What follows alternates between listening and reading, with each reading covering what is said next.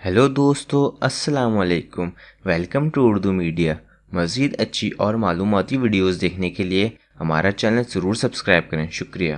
दिन में 24 घंटे क्यों होते हैं? हम एक ऐसी दुनिया में रहते हैं जहां कंप्यूटर के फंक्शन से लेकर आम चीज़ों की खरीदारी तक 10 के हिस्से पर मुबनी इशारी निज़ाम की हुक्मरानी है। तो फिर हमारे सैयारे ज़मीन का एक आम दिन सिर्फ 10 घंटे के बजाय 24 घंटे का क्यों होता है? इसका क्रेडिट कदीम मिस्र के सर है।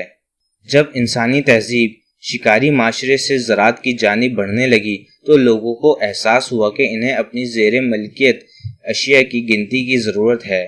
तो इस तरह लोगों ने इनकी ऐसी तरह गिनती करना शुरू की जिसे आजकल बच्चे सीखते हैं, यानी अपनी उंगलियों पर। 3000 कबल मसीह के मिस्री दीवारी तस्वीर से मालूम होता है कि इस वक्त 10 के हिस्से पर मुबनी इशारी निज़ाम मौजूद था, मगर फिर भी इन्होंने घड़ियां 12 घंटे के हिस्से पर क्यों सेट की? माना जाता है कि मिस्रियों को 12 के हिस्से पर निज़ाम समरी कदीम बाबुल की सकाफत से विरसे में मिला, जिसमें 8 उंगलियों के साथ साथ अंगूठों के जोड़ों को भी गिना जाता था। इस तरह मिस्रियों ने दिन को 12-12 घंटों में तकसीम किया। यूं कह लेंगे 10 घंटे के दिन, एक एक घंटा फजर और मगरिब के वक्त का, जबकि 24 घंटे तारीकी के लिए।